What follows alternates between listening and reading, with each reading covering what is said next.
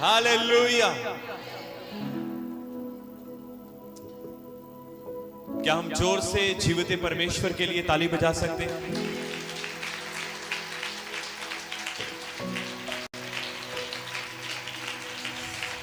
जोर से हालेलुया। अब जितना सम्मान, जितना आदर, जितनी महिमा आप खुदावन यीशु मसीह के नाम को दोगे, उतना ही मेरा परमेश्वर आपके आदर को बढ़ाएगा। ये हालेलुया। जोर से उसके आदर को, जितने पीछे बैठे हैं, जितने चेयर के ऊपर हैं, क्या आप जोर से ये हालेलुया। किसी इंसान के लिए नहीं, पर जीवित परमेश्वर के लिए। आप प्लीज कहें अपने हाथों को, सब बच्चे भी उठाएं अपने हाथों को और कहें मेरा परमेश्वर भला है, मेरा परमेश्वर भला है, मेरा परमेश्वर प्रेमी है, मेरा परमेश्वर दयालु है, मेरा परमेश्वर सामर्थी है। जरूरत पड़ने पर वो उतर आता है, जरूरत पड़ने पर वो हमारे साथ होता है। आमीन, हालेलुया। ये है हमारा परमेश्वर। उसने कहा तू पुकार, मैं तेरी सुन लूंगा। उसने कहा तू पुकार, मैं सुन लूंगा, तेरी सुनूंगा। मुश्किल के समय में तुझे अकेला ना छोड़ूंगा। देखो उसका वचन कितना सच्चा है ना, उसका वचन पूरा होता है, उसका वचन पूरा होता है। उसने कहा है ना तो मैं तुम्हें छोड़ूंगा ना मैं त्यागूंगा। चाहे रात का 1 बजा हो, चाहे सुबह के 4 हो, चाहे कड़ी धूप हो, चाहे आंधी हो, चाहे तूफान हो, चाहे अंधकार हो, चाहे कुछ भी हो, मैं तुम्हें ना छोड़ूंगा ना मैं तुम्हें त्यागूंगा। वो परमेश्वर है।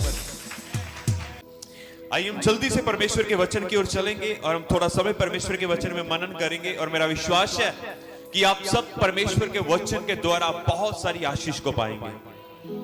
क्या मेरे साथ भाई डिंपल आप खोल सकते हो पहला राजा, 1 किंग, उसका 10 अध्याय।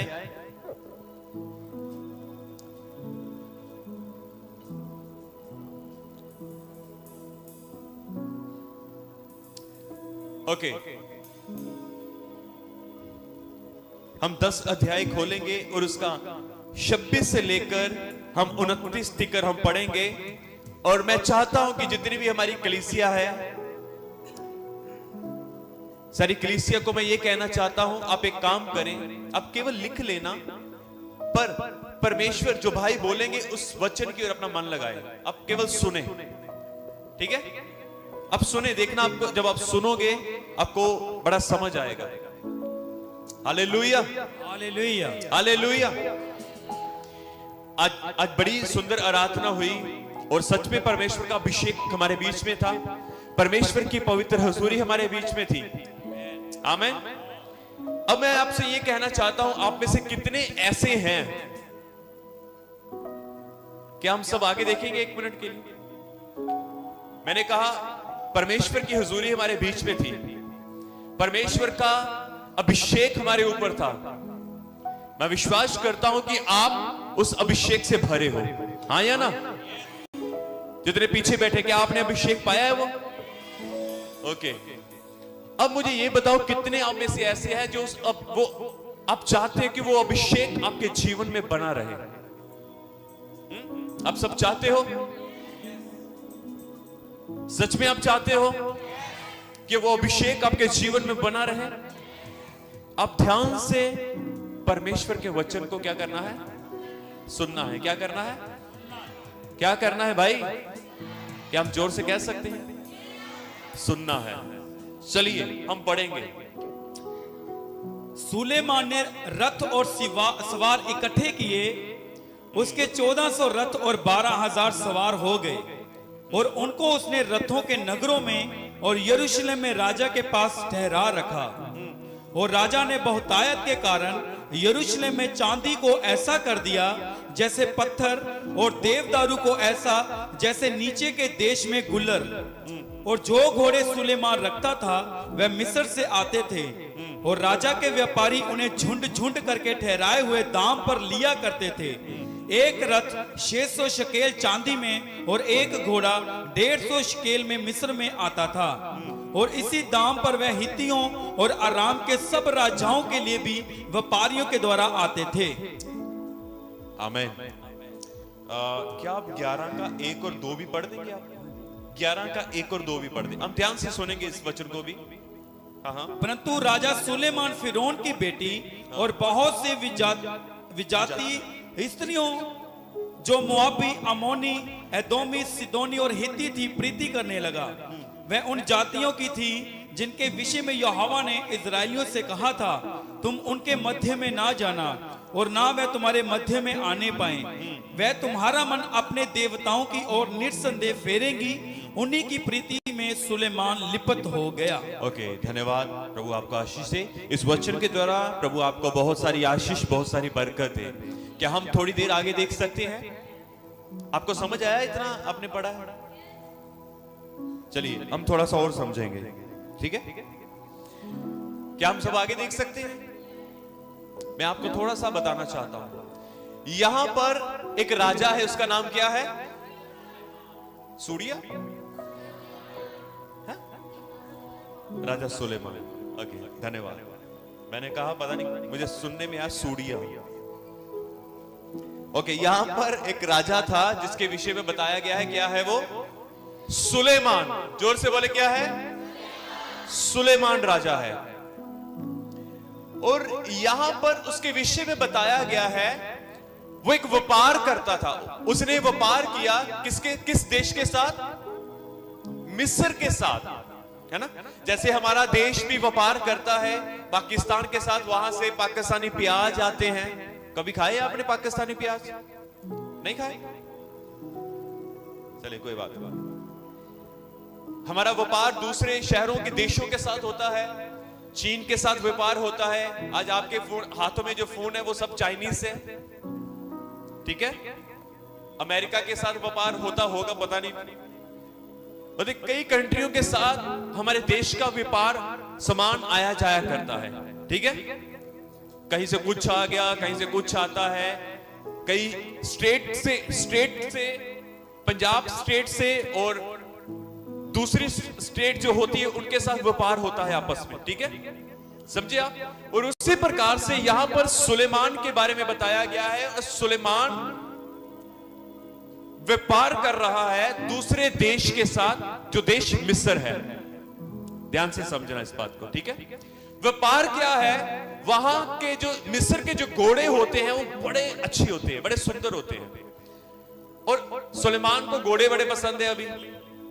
और सुलेमान मिस्र के साथ व्यापार कर रहा है। और मिस्र से अपने लिए क्या मंगवाए उसने? जोर से बोलो, क्या मंगवाए? घोड़े। और यहां पर और भी बहुत कुछ लिखा है जो उसने वहां से मंगाया, वहां से लिया। घोड़े लिए वहां से। और भी बहुत कुछ यहां पर लिखा हुआ है, ठीक है? और आगे लिखा है, घोड़े लिए, यहां तक ठीक था। कुछ और व्यापार किया, वो भी ठीक था।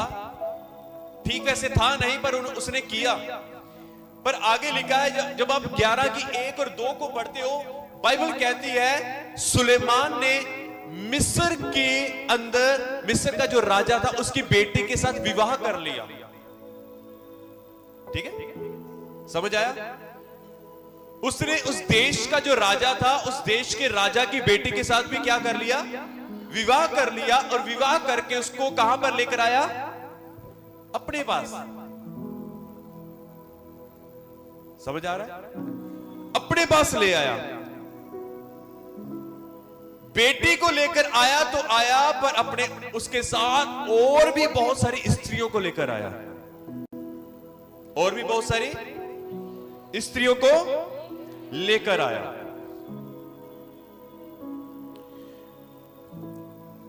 अभी ये वचन अभी पूरा नहीं हुआ। क्या आप भाई डिंपल व्यवस्था विवरण उसका 17 अध्याय, उसकी 16-17 आप पढ़ देंगे? व्यवस्था विवरण अभी आप देखोगे।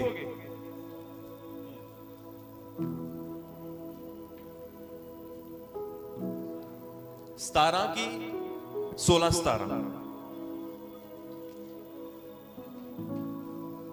ध्यान से अब इस वचन को भी सुनना।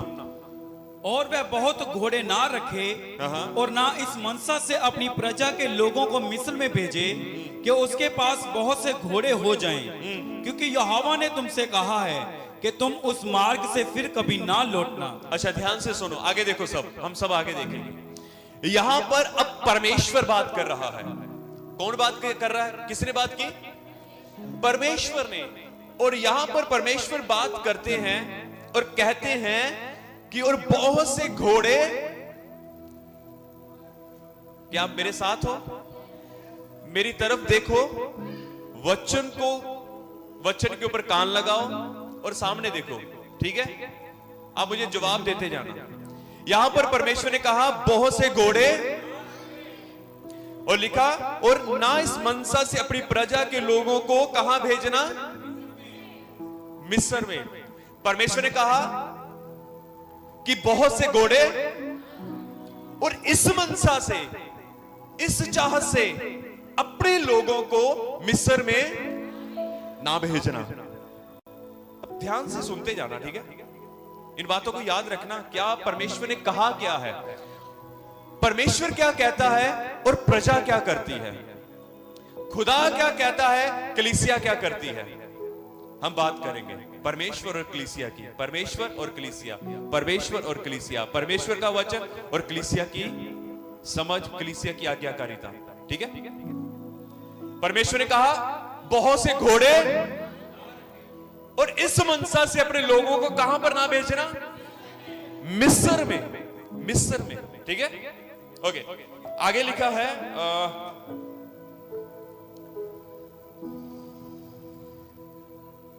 आगे लिखा है कि मिस्र में ना भेजना कि उसके पास बहुत से घोड़े हो जाएं, क्योंकि यहोवा ने उनसे कहा है। देखो, साक्षात परमेश्वर का वचन लिखा है। यहोवा ने किनसे कहा है? उनसे। किनसे? बोलो, अपने लोगों से। परमेश्वर दूसरों से बाद में बात करता है, पहले वो अपने लोगों से बात करता है। अब खुदा आपसे भी बात करेगा। आप सुनना चाहते हो? वो आपसे बात कर रहा है। उसने अपने लोगों से कहा कि तुम उस मार्ग में फिर ना लौटना। 17 को पढ़ दे जरा। और वह बहुत स्त्रियां भी ना रखे। अब ध्यान से सुनो, क्या कहा? बहुत सी स्त्रियां भी ना रखे। आगे, ऐसा ना हो कि उसका मन यहोवा की ओर से पलट जाए। ओके, ऐसा ना हो कि उस व्यक्ति का मन यहोवा की ओर से क्या हो? पलट जाए। और ना वह अपना सोना रुपया बहुत बुढ़ाए, और ना ही वो व्यक्ति अपना सोना रुपया बहुत बढ़ाए। अब आपने सुना, मैं फिर से आपको एक्सप्लेन करूंगा। यहां पर हमने पढ़ा, परमेश्वर ने कहा बहुत से घोड़े ना रखना और मिस्र के साथ कोई वास्ता ना रखना। मिस्र के साथ कोई वास्ता ना रखना। और आगे लिखा है कि तुम उस मार्ग में फिर ना जाना। उस मार्ग में मतलब कौन सा मार्ग? मिस्र का मार्ग फिर से मत लेना, और बहुत सारा धन मत इकट्ठा करना, और बहुत सारे रुपया मत इकट्ठा करना। कहीं ऐसा ना हो कि तुम्हारा मन यहोवा से क्या हो जाए? पलट जाए, यहोवा से फिर जाए, यहोवा से पलट जाए। जब मैंने आपको पहला राजा उसका 10 अध्याय और 11 अध्याय वहां पर हमने पढ़ा, तो वहां पर क्या हो रहा था? वहां पर क्या हुआ? सुलेमान था एक राजा जिसको परमेश्वर ने 2 बार दर्शन दिया, और वो क्या करता है? वो मिस्र के साथ ही क्या करता है? व्यापार करता है। और किस बात का व्यापार करता है? घोड़ों का। और परमेश्वर ने कहा कि बहुत से घोड़े अपने पास। देखो कितना परमेश्वर पहले कहता है, सुलेमान बाद में करता है। परमेश्वर का वचन पहले जो कुछ होने वाला है वो लिख दिया गया है, वो बता दिया गया है। जैसे मैंने आपको पहले भी कहा कि रिकॉर्ड हो चुका है, और प्रजा बाद में करती है। बहुत से घोड़े ना रखना, और सुलेमान बहुत सारे घोड़े अपने पास लेकर आ रहा है।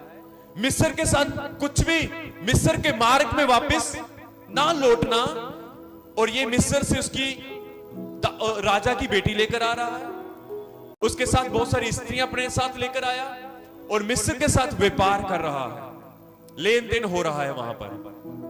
Hallelujah, hallelujah, hallelujah. और वहां पर हमने पढ़ा, यहां पर लिखता है कि ऐसा ना हो कि यहोवा की ओर से तेरा मन यहोवा की ओर से पलट जाए, और ना अपना सोना रूपा बहुत बढ़ाना। मतलब आपको मालूम मिस्र क्या है? मिस्र क्या है? संसार, पाप। मिस्र क्या है? संसार है भाई, पाप है। और आपको मालूम मिस्र वो है जिसमें इजरायली ही, परमेश्वर के लोग ही गुलामी में रहे थे।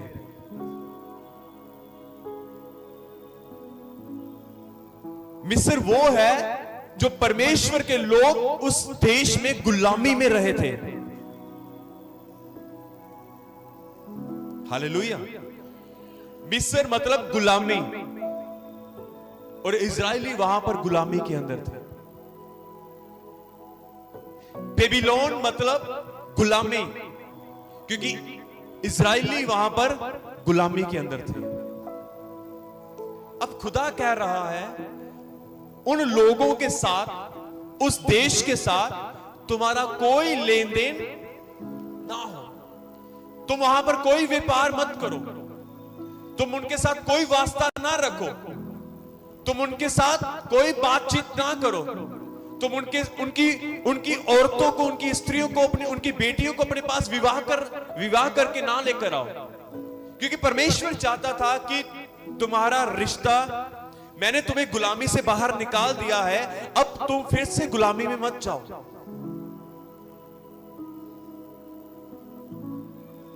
क्योंकि मिस्र के अंदर बहुत पाप था, बेबीलोन के अंदर बहुत सारा पाप था, और परमेश्वर नहीं चाहता था कि तुम उनके साथ कोई लेन देन करो,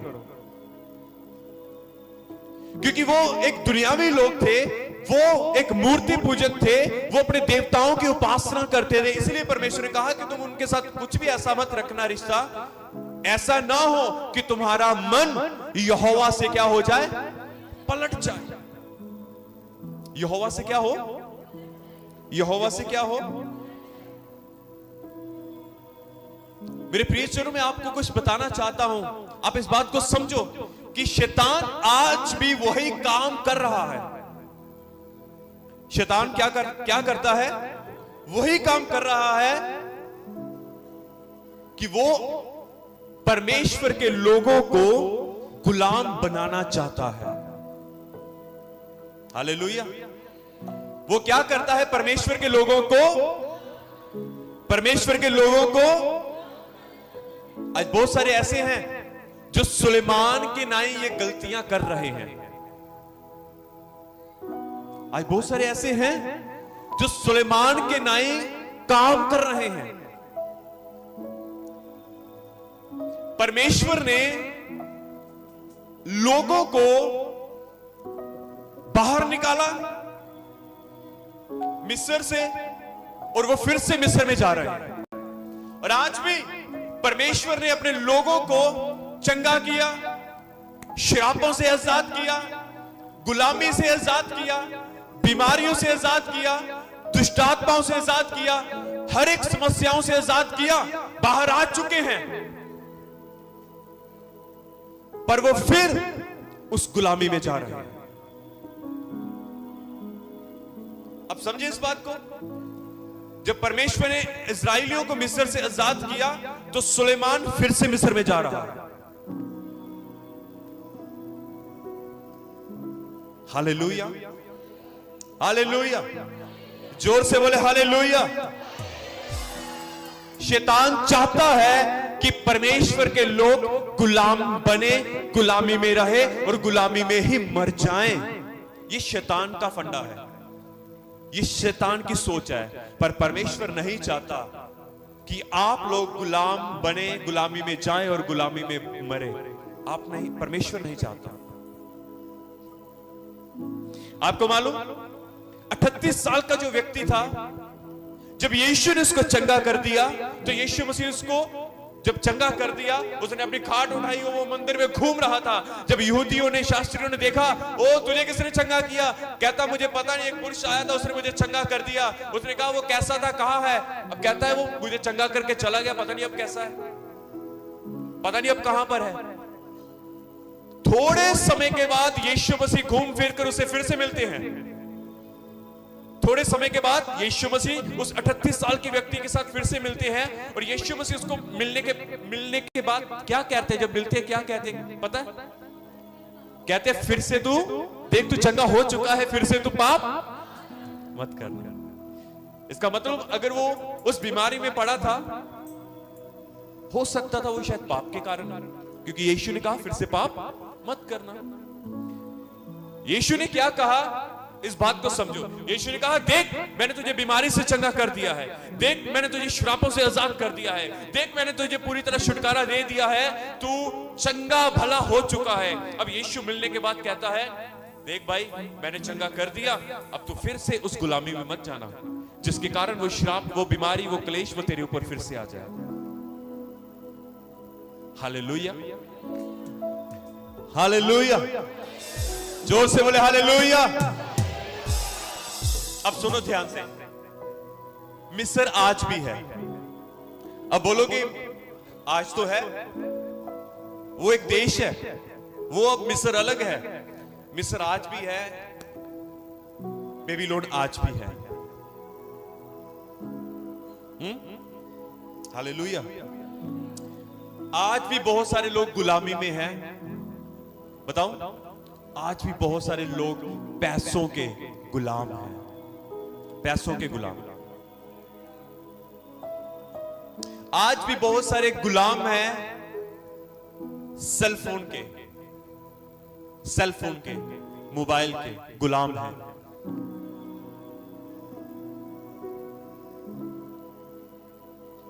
आज भी बहुत सारे व्यभिचार के गुलाम हैं, व्यभिचार के गुलाम हैं।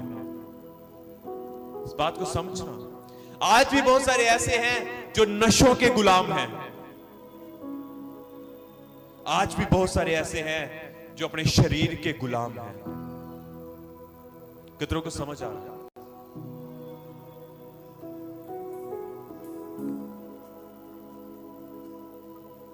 अब देखो, अब सुनो ध्यान से। मैंने देखा कि जब एक बच्चा फोन को पकड़ता है, ठीक है, जब एक बच्चा फोन को लेता है, उसको मोबाइल को देखता है, कुछ वीडियोस, जब आप उससे फोन लोगे ना, मोबाइल लोगे, वो पता क्या करेगा? वो रोएगा। वो क्या करेगा? रोएगा। वो रोता है, गुस्सा होता है, नाराज होता है। वो क्या हो रहा है? उसका गुलाम बन रहा है, उसका गुलाम हो रहा है। आज देखोगे आपने कई बार देखा होगा कि यदि आप फोन देख रहे हो, कोई आपको बोले कि फोन बंद कर दे, आपको गुस्सा आएगा, आपको गुस्सा आएगा। फोन बंद कर दे, फोन मत देख, टीवी मत देख, आपको गुस्सा आएगा। देखना, आपने देखा होगा कई बार। गुस्सा क्यों आ रहा है? उसका कारण क्या है? उसका कारण यह है क्योंकि वो व्यक्ति उस फोन का गुलाम हो रहा है। हालेलुया। जो व्यभिचार के अंदर हैं, जो गलत रिलेशन के अंदर हैं, यदि आप उसको बोलोगे ना ये गलत रिलेशन छोड़ दे, वो आपसे बोलना बंद कर देगा, वो आपको छोड़ देगा, वो उस रिलेशन को नहीं छोड़ेगा। यहां तक कि वो अपने मां बाप से भिड़ जाएगा, पर वो उस रिलेशन को नहीं छोड़ेगा। क्योंकि वो उस रिलेशन का गुलाम हो चुका है। एक लालची व्यक्ति को आप बोलोगे ना बस कर, वो आपसे बात करना बंद कर जाएगा, क्योंकि उसके लिए उसका पैसा परमेश्वर बन चुका होगा और वो उस पैसे का गुलाम हो चुका होगा तब तक। मेरी बात समझ रहे हो आप? आपको समझ आ रही है? ओ जितने पीछे बैठे हैं, क्या आपको समझ आ रहा है? जोर से बोले हालेलुया, हालेलुया। आप नशे वालों को देखो, जितने नशा करते हैं, आप उनको बोलो नशा छोड़ दो, वो नहीं छोड़ेंगे। आप उनको पैसा देना बंद करो, वो अपने मां बाप को मारेंगे। मैंने एक परिवार, मैं और मेरी पत्नी, हम एक परिवार में गए। मुझे पता ये एक परिवार नहीं है, बहुत सारे परिवार हैं, और मैंने बहुत सारे लोगों को देखा भी है। मैंने बहुत सारे ऐसे जवानों को देखा है जो हमने देखा। आज से बहुत साल पहले इस चर्च में एक परिवार आता था, पर किसी कारण उन्होंने छोड़ दिया, वो नहीं आते अब, क्योंकि वो बने नहीं रहे। जब हम उनके घर में जाते थे, मैं और मेरी पत्नी, मैं आपको बताना चाहता हूं, उनका बेटा नशे में था। जब उसकी मां उसको पैसे देती थी और वो नशा कर लेता था, और अपनी मां से इतना प्यार करता था, उसका हर एक कहना मानता था। जब उसकी मां पैसे देने से मना कर देती, मैं आपको बताऊं, वो अपनी मां को मारता था।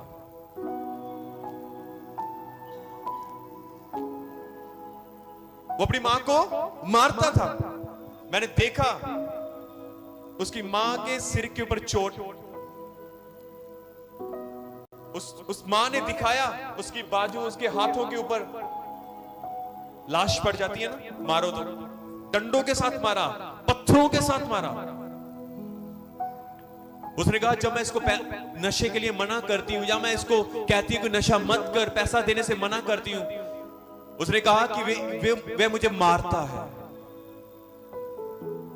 क्यों मारता है?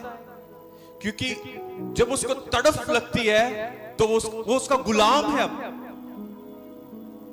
और वो अपने मां बाप की नहीं सुनता, क्योंकि वो उसका क्या हो चुका है? गुलाम बन चुका है।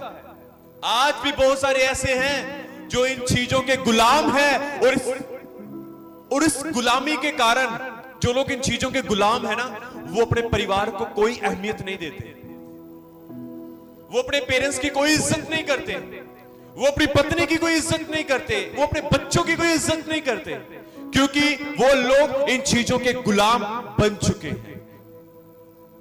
आपने देखा होगा, आपने भी देखा होगा। हालेलुया, जोर से बोले हालेलुया, हालेलुया।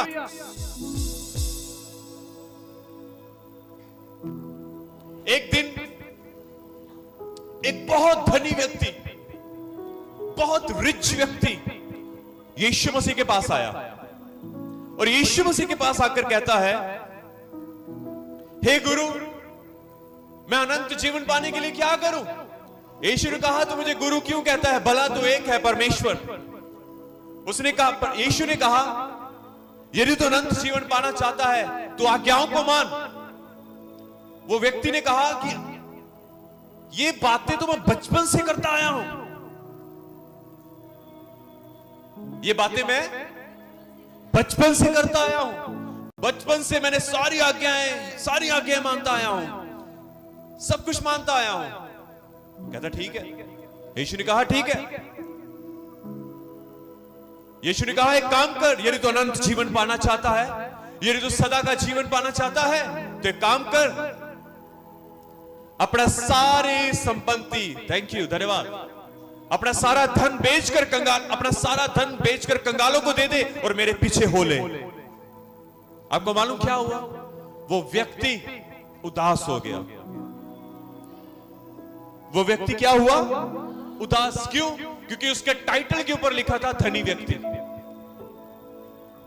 शुरुआत में यीशु ने कहा एक धनी व्यक्ति, बाइबल कहती है एक धनी व्यक्ति यीशु के पास आया। उदास क्यों हुआ? क्योंकि वो बहुत धनवान था। उदास क्यों हुआ? इसका अर्थ यह है कि वो धनवान था, मतलब कि वो पैसों से बहुत प्यार करता था। उदास क्यों हो गया? क्योंकि वो पैसा छोड़ना नहीं चाहता था। उदास क्यों हो गया? क्योंकि वो उसी पैसे का गुलाम था।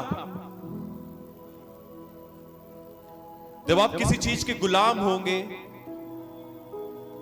जब आपको उस चीज की लत होगी, जब आप उस चीज के प्यार करते होंगे, तो आप वो चीज नहीं छोड़ पाओगे। हालेलुया। हमारी भाषा में हम जो सीख रहे हैं, हमारी भाषा में ये गुलामी है, पर वो जो लोग, वो धनी व्यक्ति, वो अपने आप को गुलाम नहीं समझता था, पर वो अपने आप, वो समझो, वो गुलाम अपने आप को नहीं समझता था, पर वो उस पैसों का लालची और प्रेमी था। वो छोड़ना नहीं चाहता था। हालेलुया। जोर से बोले हालेलुया।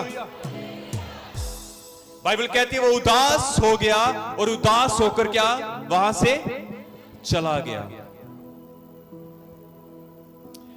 जोर से बोले हालेलुया। जोर से बोले हालेलुया।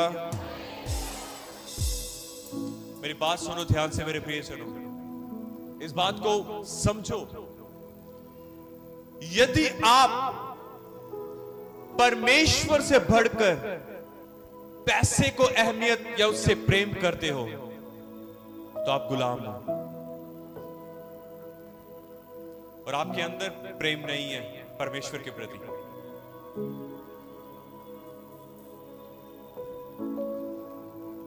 आप ये मत समझना कि आप यीशु के प्रेमी हो, आप यीशु से प्यार करते हो। नहीं, आप उस चीज के गुलाम हो। हालेलुया। अब सुनो, एक और व्यक्ति के बारे में बताता हूं जो बाइबल में है। एक दिन यीशु मसीह गांव के अंदर से जा रहे थे, एक गांव में से जा रहे थे और बहुत सारी भीड़ यीशु के इर्द गिर्द थी। और एक बड़ा छोटा सा व्यक्ति, बड़े छोटे कद का था, और जब उसने देखा कि बहुत सारी भीड़ है, तब उसने देखा तो क्या देखता है कि ये भीड़ किसके लिए है? ये कौन है? यीशु। वो यीशु को देखने के लिए गुल्लर के पेड़ के ऊपर चढ़ गया। क्या हुआ कि जब यीशु ने उस व्यक्ति की ओर देखा जिसका नाम जक्कई था, और वे भी बहुत धनवान था। बाइबल कहती वो भी एक धनी व्यक्ति था, जक्कई। जब यीशु ने उसकी ओर देखा और यीशु ने कहा, जक्कई नीचे उतरा, क्योंकि आज मुझे तेरे ही घर जाना है। किसके घर जाना है? जक्कई। जक्कई तेरे घर जाना है। जक्कई जल्दी से नीचे उतरा और यीशु मसीह को साथ लेकर अपने घर में चला गया। कोई वार्तालाप नहीं हो, यीशु मसीह बैठे हैं, सब चेले बैठे हुए हैं, सब लोग खा पी रहे हैं। आपको मालूम क्या हुआ यहां पर? क्या हुआ यहां पर? हम देखते हैं कि जक्कई ने क्या किया। ना तो जक्कई ने यह पूछा कि अनंत जीवन पाने के लिए मैं क्या करूं, तो ना यीशु ने कहा कि तू आज्ञाओं को मान। हालेलुया। बाइबल कहती है, परमेश्वर का वचन कहता है कि जक्कई ने अपना सारा धन निकाला और कहा, प्रभु मैं अपना धन कंगालों में देता हूं। अपने आप, यीशु ने नहीं बोला था, अपने आप धन निकाला और कंगालों को देना शुरू कर दिया। कहता है यदि मैंने किसी से अधिक लिया हो, मैं उसे 4 गुना करके उसे देता हूं।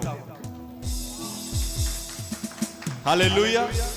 मेरी बात सुनो ध्यान से, मैं क्या कहना चाहता हूं। बाइबल कहती है यीशु मसीह ने उसके विषय में केवल एक बात कही, और वो बात ये थी, कहा आज इस घर में उद्धार आया है। आज इस घर में उद्धार आया है। अब मैं आपको क्या कहना चाहता हूं, यदि आप परमेश्वर से बढ़कर जो बातें मैंने आपको बताई हैं, आप उनसे प्यार करते हो, तो मेरे प्रियजनों आप इस बात को ध्यान से सुन लो और समझ लो, आप अनंत जीवन को खो सकते हो। आप उस सदा का जीवन जो परमेश्वर ने आपके लिए रखा है, वो शांति का जीवन, वो आनंद का जीवन, जहां पर कोई बीमारी नहीं, कोई लड़ाई झगड़ा नहीं, यहां पर कोई समस्या नहीं, केवल शांति, आनंद और यीशु मसीह वहां पर है। यदि आप यीशु मसीह से बढ़कर इन चीजों को चाहते हो, इन बातों से प्यार करते हो, तो मेरे प्रियजनों, आप अनंत जीवन खो सकते हो उस धनी व्यक्ति के नहीं जो उदास होकर चला गया। वो वो क्या चाहता था और किस भाल में यीशु के पास आया था? कहता था मैं अनंत जीवन पाना चाहता हूं। पाना वो अनंत जीवन चाहता है, पर वो उन पैसों को छोड़ना नहीं चाहता था। मेरे प्रियजनों, आप इस बात को समझो, यदि आपके जीवन के अंदर यीशु मसीह से ज्यादा कोई बात है या कुछ और चीज है या कोई और वस्तु है जो आपके अंदर गहरी है, या फिर आपके अंदर आप उस चीज से प्यार करते हो, तो आप उस अनंत जीवन को खो सकते हो। क्योंकि आपका, बाइबल कहती है, परमेश्वर ने कहा, यदि तू मिस्र के साथ लेन देन रखेगा, अधिक घोड़े तू वहां से लेकर आएगा, तो तेरा मन यहोवा से फिर सकता है। पढ़ा था ना अभी?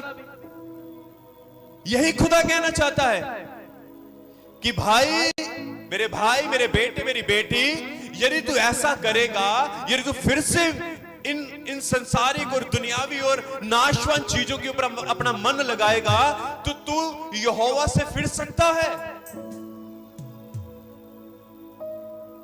भजनकार 119 के अंदर अपने लिए कहता है, हे मेरे परमेश्वर, मेरी आंखों को इन नाशवान, इन व्यर्थ चीजों से फेर दे। हालेलुया। मेरे प्रियजनों, आप इस बात को समझो, परमेश्वर क्यों नहीं चाहता कि आप कुछ भी ऐसा करो जिससे आप परमेश्वर से दूर हट जाओ। हालेलुया। परमेश्वर ने कहा, ऐसा ना हो कि तुम यहोवा से फिर जाओ। वो सारी बातें आपको बता रहा है। जोर से बोले हालेलुया, हालेलुया। मेरे प्रियजनों, आपने खुदावन यीशु के ऊपर विश्वास किया है और आप गुलामी से अब स्वतंत्र हो चुके हो। अब फिर से ऐसा ना हो कि आप स्वतंत्रता से गुलामी की ओर चले जाओ। बाइबल कहती है,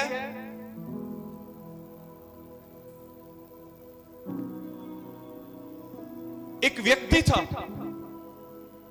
उस व्यक्ति का नाम था एलीमेलक। उसकी पत्नी का नाम था नाओमी। उसके 2 बच्चे थे। बाइबल कहती है, जिस जगह के ऊपर रहते थे वो बैतलहम था, और उन्होंने बैतलहम को छोड़कर, क्योंकि थोड़े समय के लिए उस बैतलहम में अकाल पड़ा था, पर उन्होंने उस बैतलहम को छोड़कर कहां चले गए? दूसरे मुआब देश में चले गए। अब सुनो, जब वो वहां पर गए, वहां पर नाओमी का पति मर गया, नाओमी के दोनों बेटे मर गए। इस बात को समझो ध्यान से। आपको मालूम बैतल क्या है? बैतलहम क्या है? आपको मालूम बैतलहम क्या है? बैतलहम ब्लेसिंग है, और बैतलहम को कहा गया है रोटी का घर। Yes, thank you. रोटी का घर कहा गया है। क्या कहा गया है बैतलहम को? रोटी का घर। और ये एलीमेलेक, उसकी पत्नी नाओमी और उसके दोनों बच्चे रोटी के घर को छोड़कर उस कर्स वाले देश में चले गए।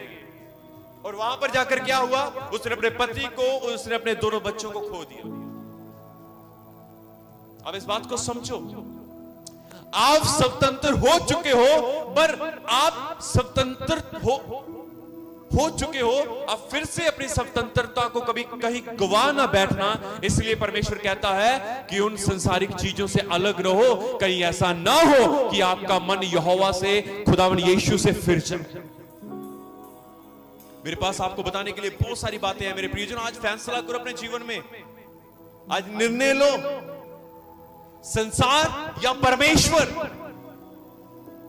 संसार या परमेश्वर? क्या कहते हो आप? संसार या परमेश्वर? अब फिर से पूछूं, संसार या फिर परमेश्वर? अभी भी बहुत कम लोग बोले। संसार या परमेश्वर? क्या आप अपने हाथों को उठाकर बता सकते हो, संसार या परमेश्वर? मेरे प्रियजनों, आज की सभा को खत्म होने से पहले, अपने घर जाने से पहले एक पक्का निर्णय लें कि आपने अपने जीवन में करना क्या है।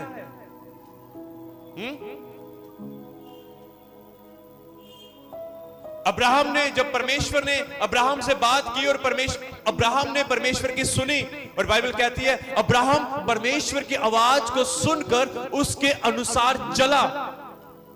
उसने एक सही फैसला किया। आमीन।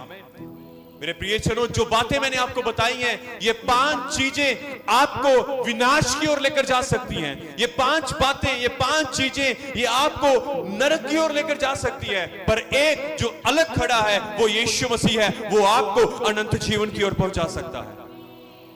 वो आपको ऐसा जीवन दे सकता है, उस जगह के ऊपर शांति होगी, उस जगह के ऊपर आनंद होगा, उस जगह के ऊपर खुशहाली होगी। वहां पर कोई दुख, कोई रोग, कोई बर्बादी, कोई लड़ाई झगड़ा ना होगा। जोर से बोले हालेलुया, आमीन। ये केवल और केवल यीशु मसीह दे सकता है। ये केवल और केवल यीशु मसीह दे सकता है।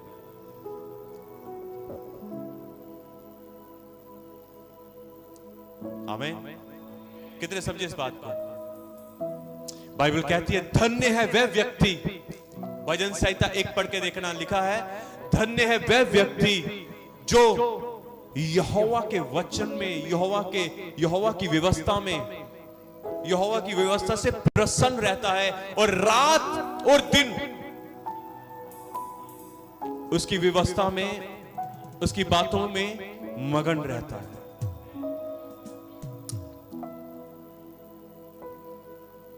वो व्यक्ति आशीषित है, होने वाला नहीं है, आशीषित है। अब अगर आप बाइबल को पढ़ रहे हो तो आप आशीषित हो।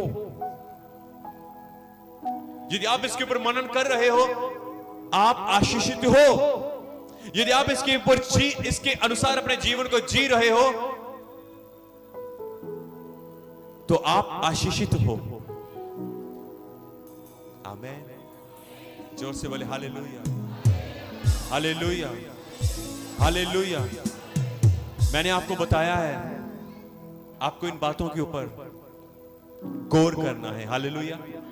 कितने समझे इस बात को? समझ आया वचन को? परमेश्वर कहता है मिस्र के साथ कोई लेन देन ना करना। परमेश्वर कहता है जिस गुलामी से मैंने तुम्हें छुड़ाया है, उन चीजों से, व्यभिचार से, नशों से तुम्हारा कोई लेन देन ना हो, और ऐसे लोगों के साथ भी तुम्हारा कोई उठना बैठना ना हो। समझते इस बात को? क्योंकि मैंने अब तुम्हें वहां से आजाद किया है, वहां से उठाया है, और मैंने तुम्हें कहां पर लेकर आया है? स्वतंत्र जगह के ऊपर, रोटी वाले घर की। आपको मालूम ये क्या, कौन सा घर है? ये रोटी वाला घर है। ये रोटी वाला घर है। ये घर रोटी वाला है। यदि आप इधर हो तो आप एक आशीषित जगह के ऊपर हो। आमीन। खुदावंद यीशु मसीह आप सबको बहुत सारी आशीष, बहुत सारी बरकत दे। आमीन। God bless you.